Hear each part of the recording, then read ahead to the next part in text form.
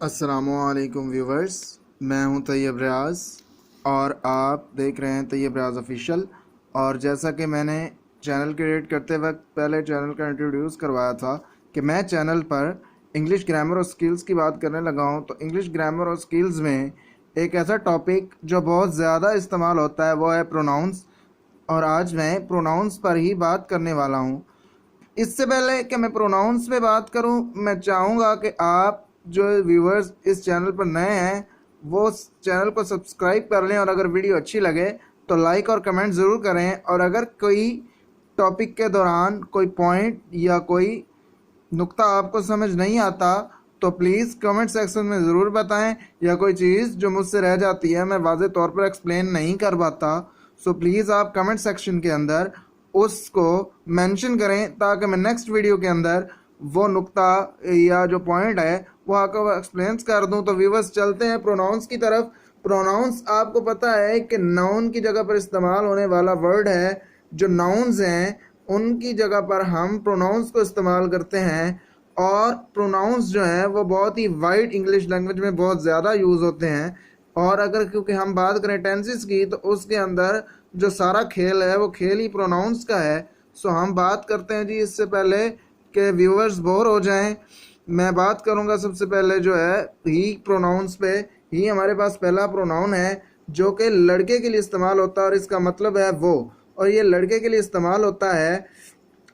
जी हाँ, बिल्कुल। और यहाँ पे इसकी एग्जांपल हमारे पास है ही इज़ अ बॉय, वो एक लड़का है। उसके बाद हमारे पास दूसरा प्रोनाउन जो है वो है शी, और शी भी जो है वो इसका मतलब भी वो है और ये लड़की के लिए इस्तेमाल होता है। इसकी एग्जांपल हमारे पास है शी इज़ अ गर्ल। और क्योंकि आप जानते हैं कि गर्ल लड़की होती है, तो मैंने इजीली गर्ल का इस्तेमाल करके आपको बताने की कोशिश की है कि वो जो है वो किसी वीमेन या लड़की के लिए इस्तेमाल होता है शी के तौर पर इंग्लिश लैंग्वेज के अंदर। इसके बाद हमारा जो अगला प्रोनाउन है वो है इट, और इट का मतलब भी है वो, और ये बेजान के लिए इस्तेमाल होता है। और इसकी एग्जांपल्स हमारे पास यहाँ पर मौजूद है। इट इज़ अ चेयर, वो एक कुर्सी है। कुर्सी एक बेजान चीज़ है। सो मैंने वाज़ेह करने के लिए चेयर का यहाँ पर सहारा लिया है आपके व्यूवर्स पर यह चीज़ वाज़ेह करने के लिए कि इट एक ऐसा प्रोनाउन है जो किसी बेजान चीज़ के लिए इस्तेमाल होता है। इसके बाद हमारे पास जो चौथा प्रोनाउन है वो है दे। दे जो है वो ज़्यादा के लिए इस्तेमाल होता है, चाहे लड़कियां हों या लड़के, इसका मतलब भी वो है और ये ज़्यादा के लिए इस्तेमाल होता है। और इसकी एग्जांपल्स हमारे पास यहाँ पे है दे आर बॉयज़ या दे आर गर्ल्स, वो लड़के या लड़कियां हैं। सो व्यूअर्स पर वाज़ेह हो गया होगा। अगला जो हमारा प्रोनाउन है वो है आई, मैं। और मैं जो है वो भी एक खुद को आप जब मुखातिब करते हैं इंग्लिश में तो आप आई का सहारा लेते हैं। सो यहाँ पे इसकी एग्जांपल भी मौजूद है, आई एम बिज़ी, और आई भी एक प्रोनाउन है। इसके बाद जो है हमारे पास अगला प्रोनाउन वो है वही। जब बहुत ज़्यादा लोग ख़ुद को मुखातिब करते हैं या लोगों का एक ग्रोह खुद को मुखातिब करता है तो वो कहते हैं वही। हम वही को इस्तेमाल करते हैं, हम ज़्यादा के लिए वही को इस्तेमाल कर रहे हैं यहाँ पे। इसकी एग्जांपल हमारे पास है वही इट्स फूड। हमारे पास जो लास्ट प्रोनाउन है वो है यू। अपने सामने वाले को बराह रास्त मुखातिब करने के लिए हम यू का इस्तेमाल करते हैं, और इसका मतलब है तुम। और इसकी एग्जांपल हमारे पास यहाँ पर मौजूद है यू आर लायर, तुम झूठे हो। सो व्यूअर्स, इससे पहले आप ये सोचें कि टेंसेस के अंदर प्रोनाउंस किस लिए इस्तेमाल होते हैं, तो आप पर मैं वाज़ेह करता चलूँ अब वीडियो के लास्ट के अंदर कि टेंसेस के अंदर जो प्रोनाउंस हैं वो सब्जेक्ट के तौर पर इस्तेमाल होते हैं। आप व्यूअर्स के जहन में जो सबसे पहला सवाल आएगा वो ये आएगा कि सब्जेक्ट क्या चीज़ होती है। सब्जेक्ट हमारे पास जो है टेंसेस के अंदर वो होता है कोई भी काम करने वाला।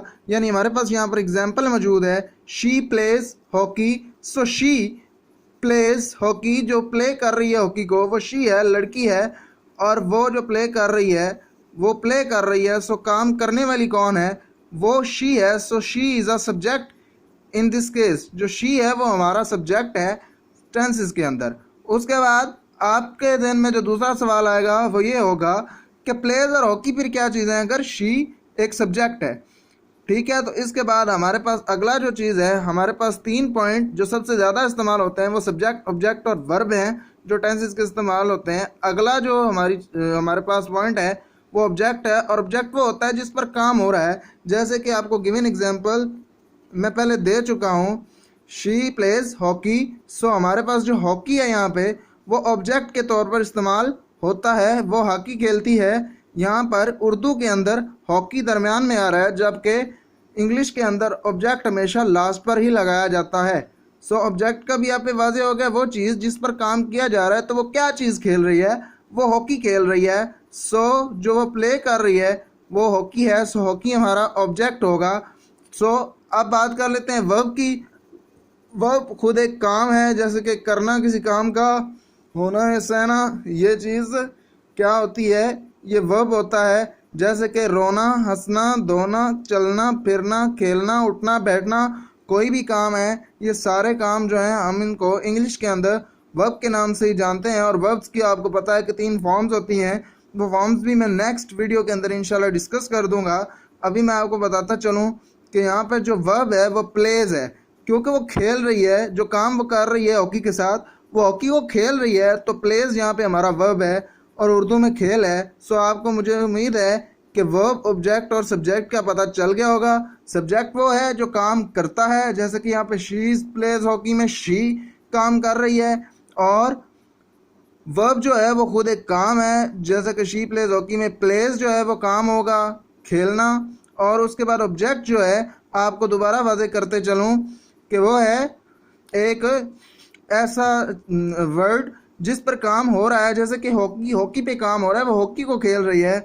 सो यहाँ पे हमारा ऑब्जेक्ट जो होगा वो हॉकी होगा। सो व्यूअर्स, उम्मीद है कि आपको वीडियो पसंद आई होगी और आप पर ये वाज़ेह तौर पर प्रोनाउंस और जो हमारे सब्जेक्ट ऑब्जेक्ट है इनका कंसेप्ट वाज़ेह हो गया होगा। इंशाल्लाह नेक्स्ट वीडियो के अंदर मैं सिंपल प्रेजेंट समझाऊंगा, क्योंकि अब मैंने यहाँ पर प्रोनाउंस और तीनों जो पार्ट हैं सेंटेंस के वो समझा दिए हैं। हमारे 3 पार्ट्स जो हैं वो ज़रूरी हर टेंस के अंदर आएंगे, वो हैं सब्जेक्ट, ऑब्जेक्ट और वर्ब। उनके बारे में मैंने आपको वाज़ेह तौर पे बता दिया है।